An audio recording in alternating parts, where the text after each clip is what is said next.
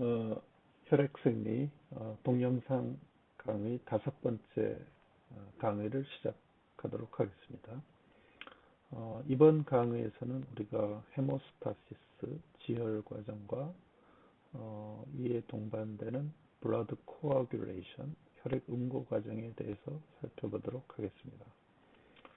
어, 그, 이번 강의에서는 이제 코아귤레이션 뿐만이 아니고 우리가 체내에서 또한 그 안티코아귤레이션 시스템이 있는데, 이러한 코아귤레이션 시스템과 안티코아귤레이션 항응고 과정이 어떻게 밸런스를 유지하도록 조절되는지, 작동하는지에 대한 그런 복잡한 시스테믹 메커니즘에 대해서 살펴보도록 하겠습니다.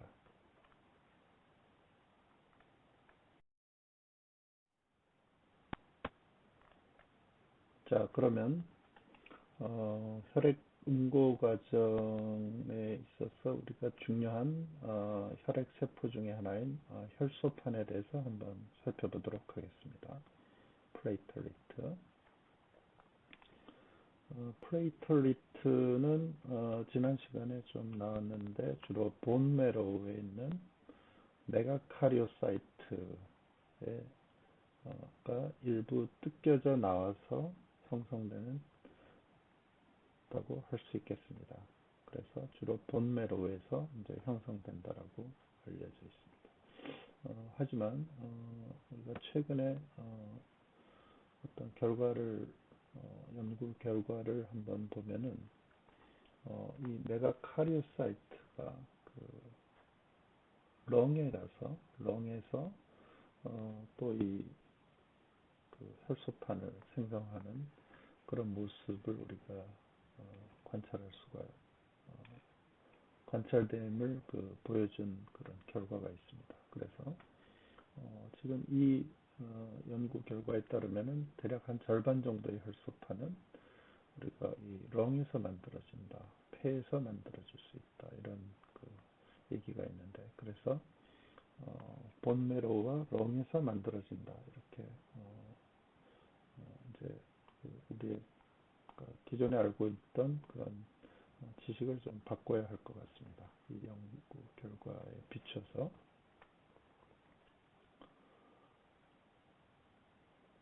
자, 그래서 혈소판의 해프라이프는 대략 4일 정도가 되겠습니다.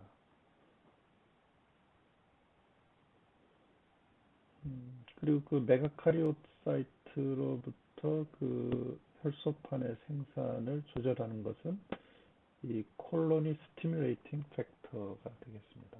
그래서 이 팩터에 의해서 어느 정도로 혈소판이 메가카리오사이트로부터 만들어질지가 결정이 될 수가 있다고 하겠죠. 자, 그리고 스롬보포ietin이라는 물질이 있는데, 이 스롬보포ietin은 메가카리오사이트의 성숙과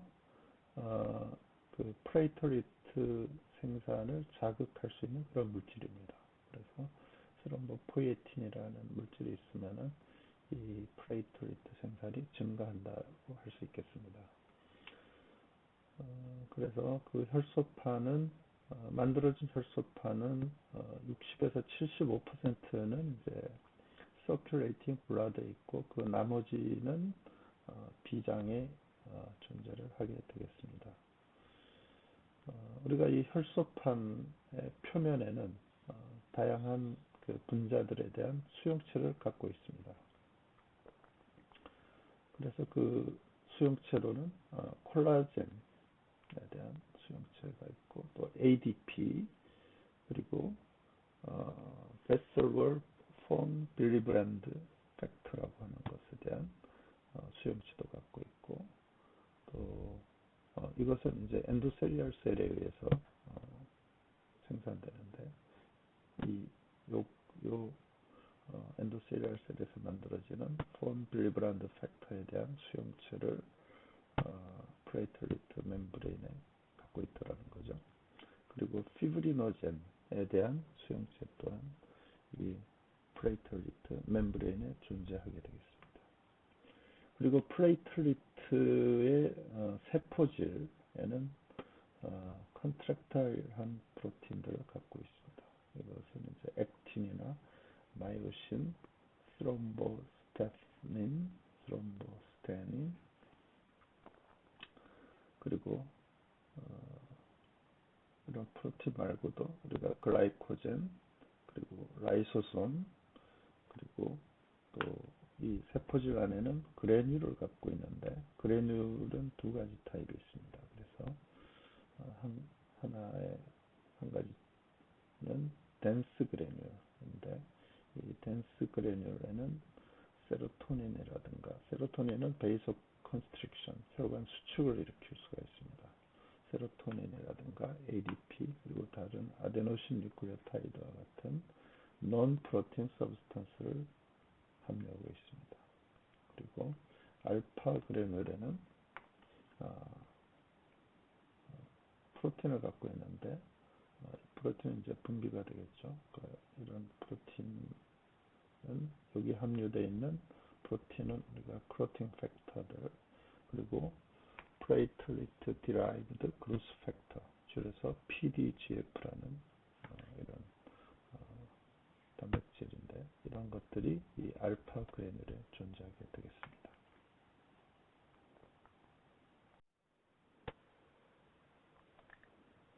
자, 그러면은 우리가 지혈 과정에 대해서 이제 살펴보도록 하겠습니다. 지혈 과정은 우리가 혈관이 손상됐을 때, 그 손상된 혈관에서 혈액이 누출돼서 손실되는 것을 이제 방지하는 과정이 되겠습니다. 그래서 먼저 혈관이 손상되게 되면은 우리가 먼저 혈관 수축이 일어나고, 두 번째로 거기에 템포러리 헤모스타틱 플러그가 만들어지게 됩니다. 그리고 이어서 데미지드 된 혈관 그 벽에서 우리가 클로팅 과정이 일어나게 됩니다.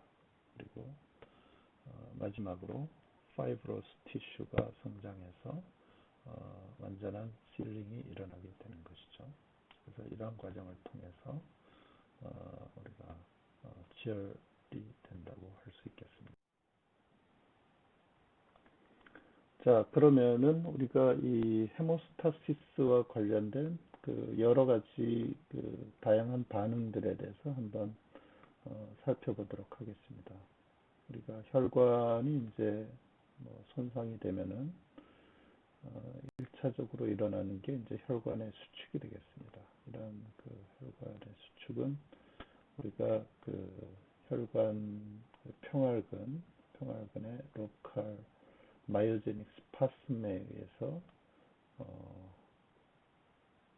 일어나고, 또 그 너버스 리플렉스가 같이 그 작용해서 컨트랙션이 일어날 수 있겠습니다. 그리고 이제 이 이후에 일어나는 이 플레이틀리트 리액션에서 분비돼 나오는, 우리가 플레이틀리트에는 세로토닌이 많이 있다고 그랬죠. 그래서 플레이틀리트 리액션이 일어나게 되면 플레이틀리트가 파괴가 되면서, 혹은 플레이틀리트에서 이제 그 그래뉼 안에 있던 그 세로토닌이 분비가 돼서 되는데, 이 분비되는 세로토닌도 또 컨트랙션을 유발할 수가 있겠습니다. 그래서 1차적으로는 우리가 이 손상된 혈관의 컨트랙션이 이제 헤모스타시스의 과정에 일어나게 되고, 또 다른 과정은 우리가 혈관이 손상되면은 거기에서 혈소판이 이제 혈관 밖으로 나오게 되면은 그 조직에 있는 그 콜라겐하고 이제 결합을 하게 됩니다. 그래서 우리가 이제 어디션 한다고 하기도 하는데, 이것은 우리가 폰 빌리브란드 팩터에 의해서 이제 일어나게 되는 거죠. 그래서 어쨌든 그 플레이틀리트가 콜라겐과 이제 결합을 해서 플레이트리트 리액션이 이제 일어나게 되는 거죠. 이렇게 되면은 이제 플레이트리트가 스웰되고 컨트랙션이 되는 거죠. 이렇게 되면은 루스한 플레이트리트 어그리게이션이 일어나게 되는데, 그래서 만들어지는 게 우리가 템포러리 헤모스타틱 플러그가 되겠습니다. 그래서 이제 플레이트리트 리액션은 우리가 여기 프로스타사이클린에 의해서 억제되기도 하는데, 플레이트리트 리액션은 우리가 일단 플레이트리트 안에 있던 그 그래뉼들이 우리가 디그래뉼레이션 됩니다. 그래서 그래뉼 안에 있던 ADP, 뭐 PAF, 그 스럼복산 A2 같은 게 이제 밖으로 나와서 이 분비가 되는데, 이 ADP 같은 경우는 플레이트리트 어그리게이션을 이제 일으키고, 또 그 손상된 혈관의 홀에 이제 플러그를 만들어주게 되는 거죠. 이렇게 돼서. 그리고 PAF가 있고, 스트롬복산 A2는 이제 그 베이서 컨스트릭션, 혈관 수축을 유발하고, 또 플레이트리트 어드히전과 어그리게이션을 강화시켜주는 역할을 하겠습니다. 우리가 이제 아스피린이라든가 다른 사이클 옥시제네이즈 이니비터 같은 것들은 이 스롬복산 A2 합성을 이제 저해하는 수가 있는데, 그래서 우리가 아스피린을 섭취하게 되면은 이 스롬복산 A2 합성이 저해돼서 이런 그 지혈 과정, 혈액 응고 과정이 이제 지연될 수가 있는 거죠. 그래서 어쨌든 이런 그 디그래뉼레이션, 플레이트리트에서 디그래뉼레이션이 일어나고, 여러 가지 물질에 의해서 이 플레이트리트 이제 루스한 플레이트리트 어그리게이션이 이제 발생이 되는 거죠. 그리고 또 다른 한편으로는 이 티슈에 있는 티슈 스롬보플라스틴, 이것은 이제 콜라겐하고 같이 해서 우리가 코아귤레이션, 혈액 응고 과정을 이제 활성화하게 됩니다. 그렇게 되면은 만들어지는 게 이 스롬빈이죠. 이 스롬빈은 우리가 그 이제 피브린을 형성하게 해주고, 그리고 클롯 리트랙션을 유발하게 됩니다. 그래서 이것은 이제 혈계 응축인데, 그 템포러리 헤모스타틱 플러그에 있던 그런 혈궤에 그 혈청이 빠져나오게 해주는 거죠. 그래서 좀 더 단단한 데피니티브 헤모스타틱 플러그가 만들어지게 돼서 우리가 좀 더 완벽한 실링이 이제 이루어지는 거죠. 그래서 이런 반응들이 이제 헤모스타시스 지혈 과정에 전반적으로 일어나는 그런 반응들이라고 할 수 있겠습니다. 자, 그러면은 이제 전 슬라이드에서 봤던 그 코아귤레이션에 의해서 이제 스롬빈이 만들어지는 그 과정에 대해서 좀 더 자세히 살펴보도록 하겠습니다. 자, 그래서 먼저 이 클로팅 메커니즘이 이제 활성화되는 시스템은 그 혈액 그 자체도 있는데, 이것을 우리가 이제 인트린식 시스템이라고 하고, 또 그 베스큘라 월, 그리고 주변 조직에 있는 그런 혈액 클로팅 과정을 이제 시작하게 해주는 그런 시스템을 우리가 이 익스트린식 시스템이라고도 하겠습니다. 그래서 인트린식 시스템, 익스트린식 시스템이 있게 되는 거죠. 자, 그래서 인트린식 시스템에서는 이제 인비보에서 우리가 그 생체에서는 이 콜라겐에 의해서, 파이버에 의해서 이제 인트린식 시스템이 유발이 됩니다. 그래서 혈액에 만약에 콜라겐 파이버가 있게 되면은 이 코아귤 클로팅 과정이 이제 시작할 수 있겠죠. 그리고 또 인비트로, 우리가 인비트로에서는 이 글라스 자체가 또 그 인트린식 시스템을 활성화하는 그런 것으로 작용될 수가 있겠습니다. 그래서 우리가 혈액을 채취해 가지고 글래스에다가 이제 놓으면은 응고가 되죠. 그래서 그 글래스가 이 인트린식 시스템을 이제 유발해서 혈액 응고 과정이 일어나게 되는 것입니다. 자, 인트린식 시스템은 우리가 이제 어쨌든 이 클로팅 메커니즘은 이제 여러 가지 그 프로티에이즈들입니다. 여러 프로티에이즈. 그러니까 프로테이즈라는 거는 단백질 분해 효소들이죠. 그래서 이 단백질 분해 효소들을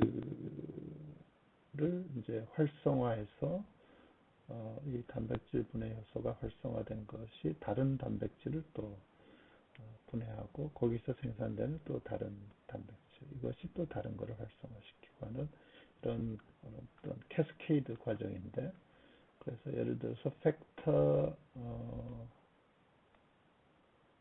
12번 같은 경우는 이제 단백질의 일부가 잘려져 나가면은 12A가 되는 거죠. 그렇게 되면은 이 12A는 11번, 팩터 11번의 일부를 잘라서 팩터 11, 액티브한 팩터 11로 만들어주게 되는 거죠. 그래서 이런 여러 가지 프로테이즈들이 이제 활성화되면 다른 그 프로테이즈를 활성화하고, 그래서 그 프로테이즈가 또 다른 거를 분해해서 활성화시키고, 이런 식으로 이제 어떤 캐스케이드 과정이 일어나게 되는 거죠. 그래서 최종적 지금 이 중간 단계에서 보면은 프로틴 10번, 그 코아귤레이션 팩터 10번이 이렇게 액티브한 폼으로 이제 활성화가 됩니다. 그래서 이 과정에서는 우리가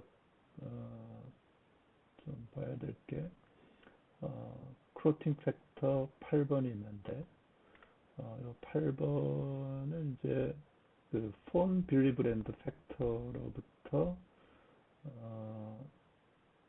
이제 분리가 되면은 아마 같이 붙어 있는 것 같은데, 붙어 있다가 세퍼레이트 되면은 이제 활성화가 됩니다. 그리고 그래서 이 크로틴 팩터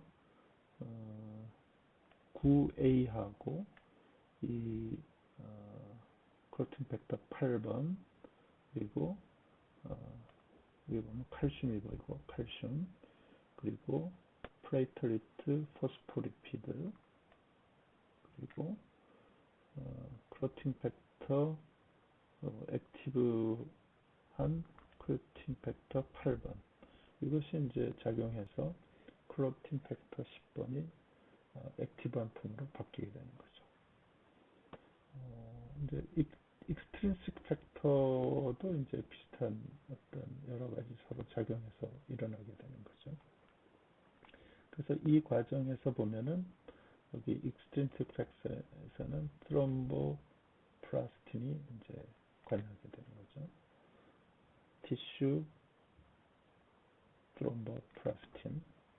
트롬보플라스틴이 이제 작용해서 크로틴 팩터 7번을 이제 활성화하게 되면은 이 크로틴 팩터 활성화된 7번이 칼슘이라든가 이런 것들과 합해져서 이 크로틴 팩터 10번을 활성화하게 되는 거죠. 자, 그래서 이런 식으로 이제 하게 되면은 최종적으로 스롬빈이 만들어지게 됩니다. 이 스롬빈은 이제 프로스롬빈이 이제 활성화된 형태인데, 이 프로스롬빈은 우리가 간에서 만들어집니다. 그리고 이 간에서 이 프로틴이 이제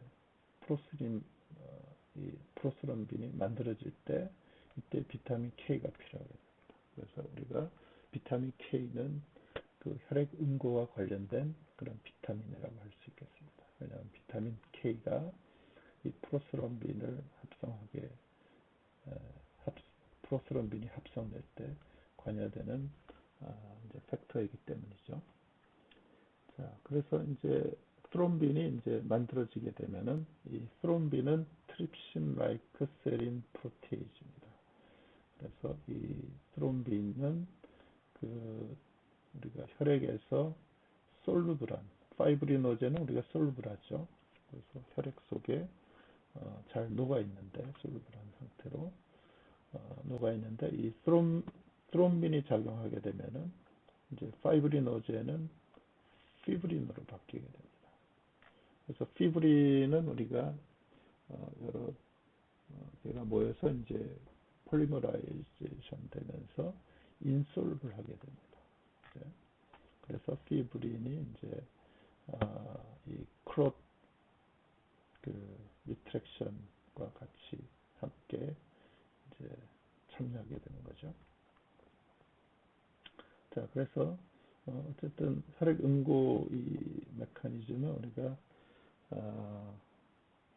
이제 이런 여러 혈액 응고 인자들이 관여해가지고 최종적으로 이 피브린이 만들어지고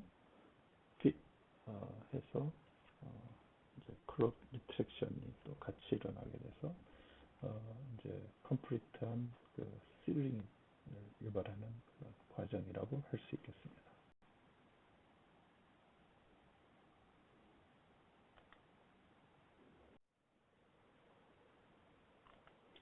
자, 그럼 브라드 클로팅 팩터에 대해서 한번 살펴보면은 이 클로팅 팩터는 우리가 이렇게 번호를 쭉 붙여가지고 이제 부르는데 사실은 개별적인 이런 어떤 물질들이죠. 프로테이즈도 있고 또는 칼슘도 있고 뭐 이런데 이런 그 혈액 응고에 관련된 여러 가지 물질들을 우리가 그 팩터 1, 2, 3 이런 식으로 이제 이름을 붙인 거죠.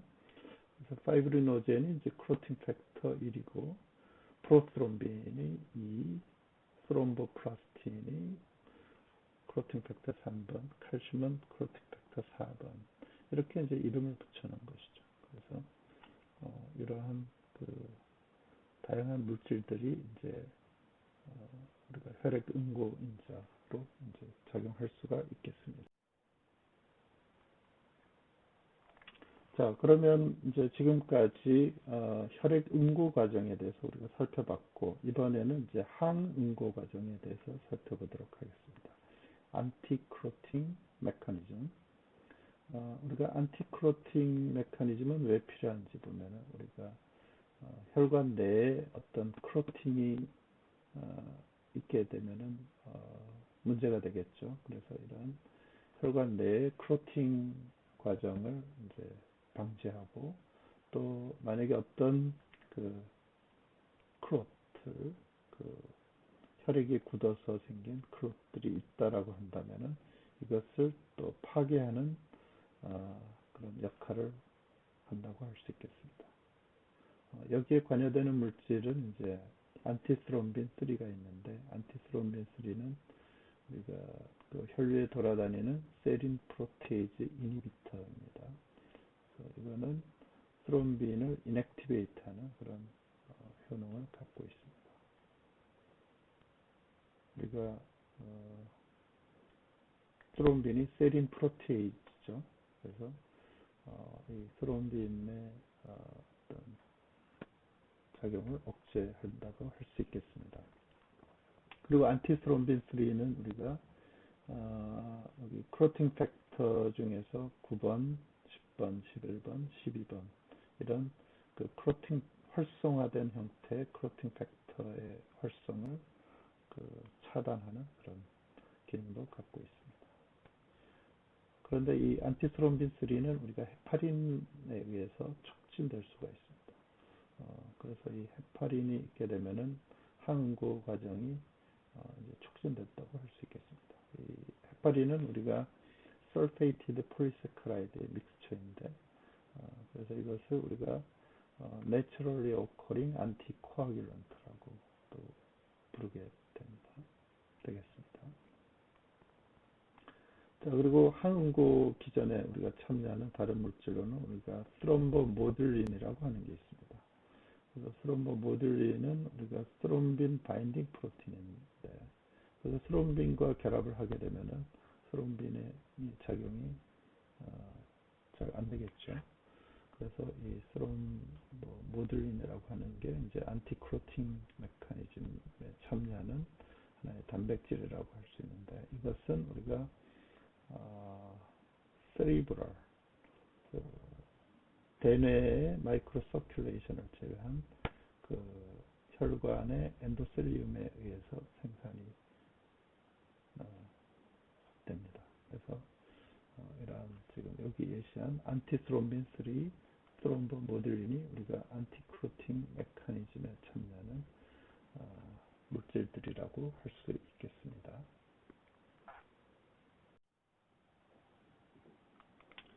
자, 그러면은 우리가 이제 안티크로팅 메커니즘에서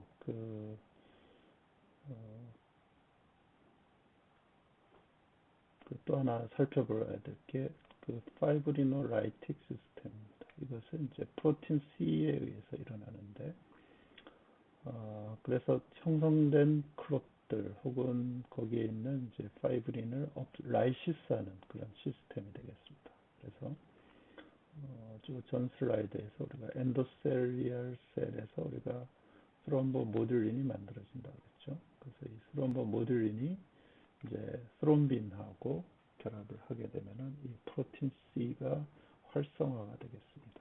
그러면 이 프로틴 C는 프로틴 S하고 결합하게 되면은 이 클로팅 팩터 5번, 액티브한 클로팅 팩터 5번을 인액티브하게 해주, 해주거나, 혹은 이 프로틴 C는 클로팅 팩터 8번을 인액티브하게 또 만들어주게 됩니다.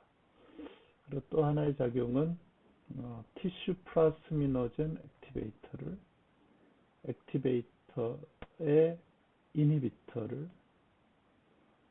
인액티베이터입니다. 비활성화시킵니다. 그래서 티슈 플라스미노젠을 억제하는 이니비터를 인액티베이터 하니까 이 티슈 플라스미노젠 액티베이터는 이제 활성화가 되는 거죠. 자, 그래서 티슈 플라스미노젠 액티베이터가 이제 활성화가 되면은 우리가 이거와 그 스롬빈, 그리고 TPA, 그리고 UPA, PA는 우리가 플라스미노젠 액티베이터가 되겠습니다. 그래서 티슈 타입 혹은 유로키네이즈 타입 플라스미노젠 액티베이터하고 같이 참여를 해서 이 플라스미노젠은 플라스민이 되겠습니다. 그래서 이 플라스민이 이제 파이브리노라이신이 되는데, 파이브리노 라이신으로 작용해서 우리가 파이브린을 라이시스하게 됩니다. 자, 그러면은 우리가 그 크로팅 과정에서 형성된 이제 파이브린이 이제 참여를 해가지고 우리가 그 크롯이 형성되는데, 그 형성된 크롯에 있는 파이브린을 이제 라이시스해서 그것을 없애준다고 할 수 있겠죠. 그리고 이제 크롯이 없어지고 하게 되면은 이 과정에서 우리가 FDP라는 게 나오게 됩니다. 파이브린, 그리고 파이브리노젠이 라이시스 되면서 FDP라고 하는 게 이제 만들어지는데, 이것은 우리가 파이브리노젠 디그레데이션 팩터입니다. P는 이제 프로덕트,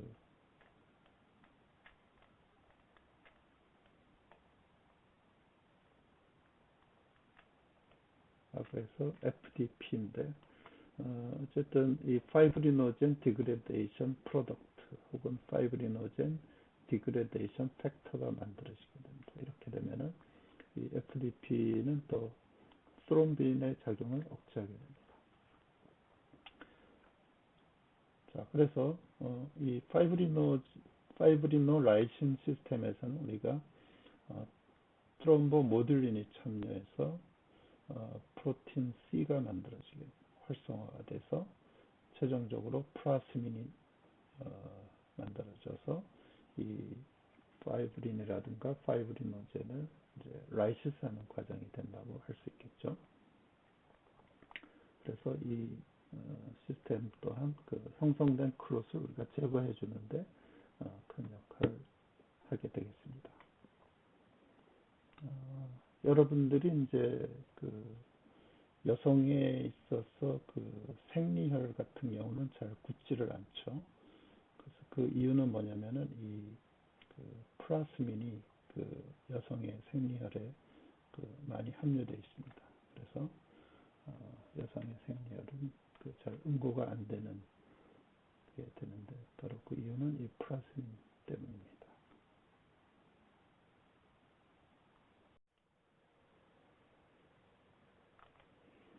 자, 다음은 우리가 그 항응고제에 대해서 한번 살펴보겠습니다. 안티코아귤런트.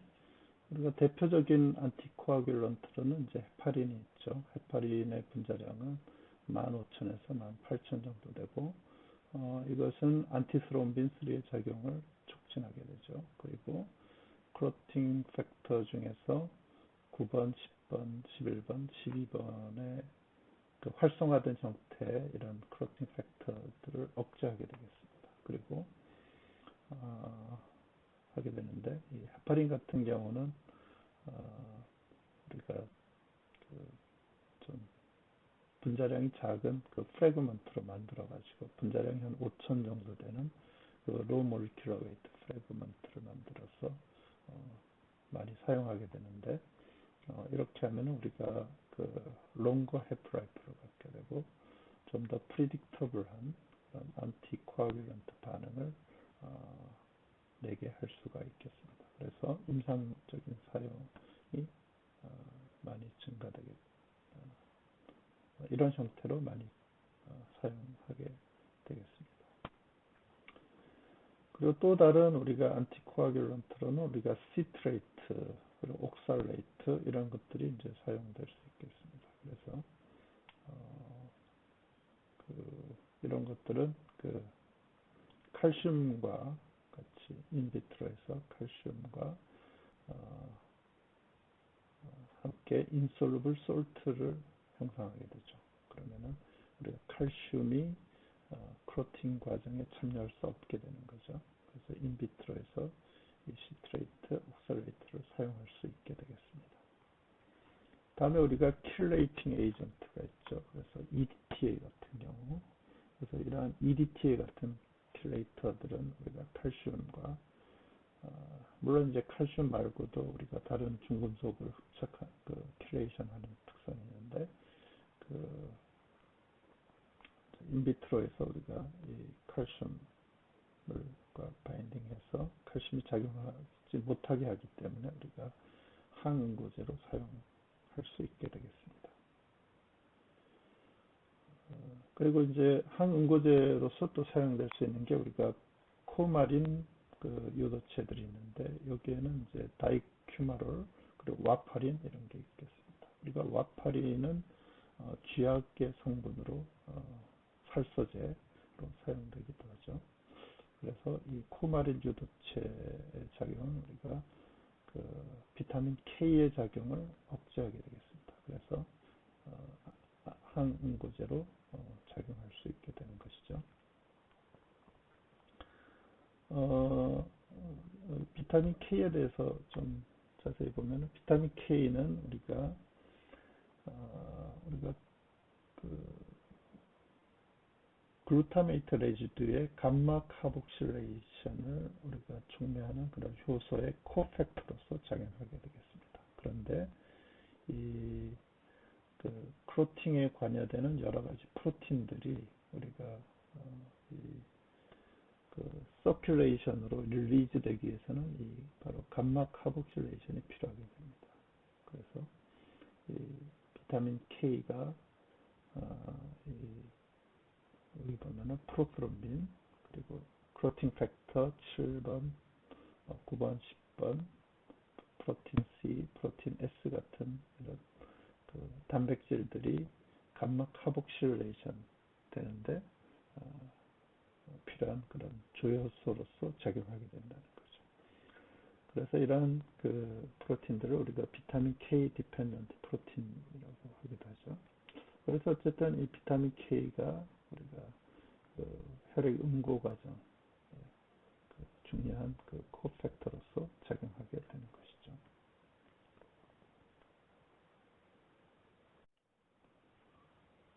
자, 그러면 우리가 어떤 지혈에 그 잘 안 되는 경우, 어브노말러티에 대해서 한번 여러 가지 경우를 한번 살펴보도록 하겠습니다. 먼저 크로팅 디소더로는 우리가 트롬보사이토페닉 퍼퓰라라고 하는 게 있습니다. 점상추절. 이 경우에는 이제 피부에 붉은 반점이 생기는데 그 원인으로는 이제 골수 손상이 있겠습니다. 그래서 골수 손상이 있게 되면은 프레이트 생산되는 프레이트리트 수가 적어지는 거죠. 그래서 마이크로리터당 5만 개 정도 이하가 되겠습니다. 그래서 크롯 리트랙션이 잘 안 되고 그리고 럽처드 된 베슬의 컨스티튜션이 이제 잘 안 되게 되겠습니다. 그렇게 되면은 이제 이지 브루저빌리티 타박상을 입기 쉽고 그리고 멀티플한 그런 서브큐테니스 헤모레이지가 발생이 되는 거죠. 그래서 피부에 붉은 반점이 생기게 되는 겁니다. 자, 그래서 골수 손상으로 인한 트롬보사이토페닉 퍼퓰라라고 하는 게 우리가 크로팅 디소더 중에 하나고 또 다른 거는 우리가 비타민 K 디피션시죠. 그래서 비타민 K가 부족하게 되면은 우리가 그 크로팅 메커니즘이 잘 일어나지 않게 되죠. 그래서 그 크로팅 과정의 장애로서가 되는 거죠. 그래서 그 예로는 우리가 obstructive jaundice라는 게 있습니다.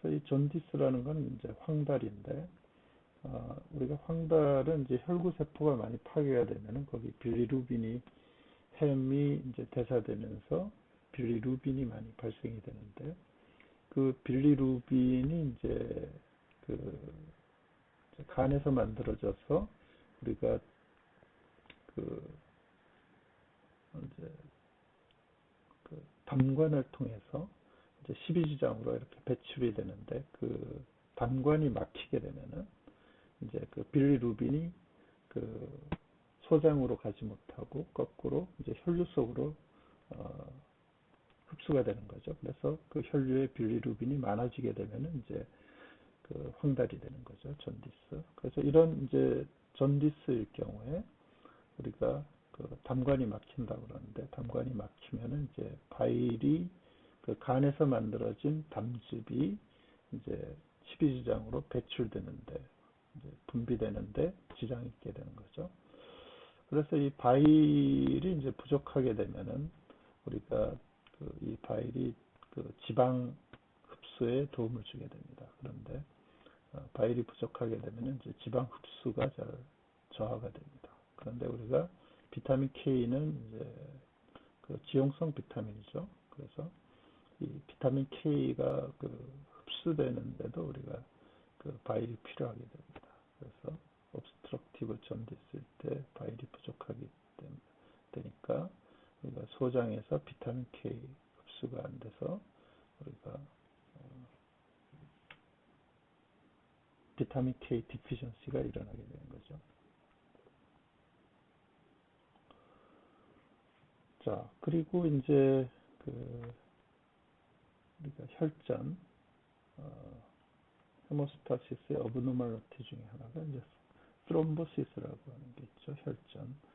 그래서 이 혈전은 이제 그 우리가 혈관 내에서 어떤 클롯이 이제 될 수가 있는데 이렇게 형성된 클롯이 원래는 이제 그 아까 보았던 이제 파이브리노라이틱 시스템이라든가 이런 거에 의해서 제거가 돼야 되는데 이 제거가 안 되고 이제 혈류를 따라서 돌아다니게 되는 거죠. 그래서 만약에 이 작은 클롯들이 그 이제 어떤 혈관, 작은 혈관에 가서 이제 막을 수가 있게 되는 거죠. 그렇게 되면 그 부위에 이제 혈류 공급이 안 되게 되는 거죠. 그래서 일반적으로 이제 다른 그 기관이 어, 그 크게 중요하지 않다라고 한다면 이제 이렇게 어느 정도 좀 더 거기에 견딜 수가 있겠는데, 하지만 이제 심장이라든가 이제 뇌에 만약에 이 크롯이 가서 막히게 된다면 이제 큰 문제가 되겠죠. 그래서 또 심장에 가서 막히게 되면 우리가 이거를 심근 어, 마이오카디얼 인팍션, 그 심근 경색이라고 그럽니다. 그래서 그 심장의 그 심근에 그 혈액 공급이 잘 안 되게 되는 거죠. 그래서 심근 경색도 일으킬 수가 있게 되겠습니다. 그리고 또 이 트롬부스, 그 혈점이 일부가 떨어져서 좀 더 작은 형태, 그 엠볼라이가 될 수가 있는데, 이걸 우리가 색전이라고 그러는데, 이것이 우리가 혈류로 돌아다니다가 어쨌든 여러 가지 다른 그 기관들에 이제 문제를 일으킬 수가 있게 되는 거죠.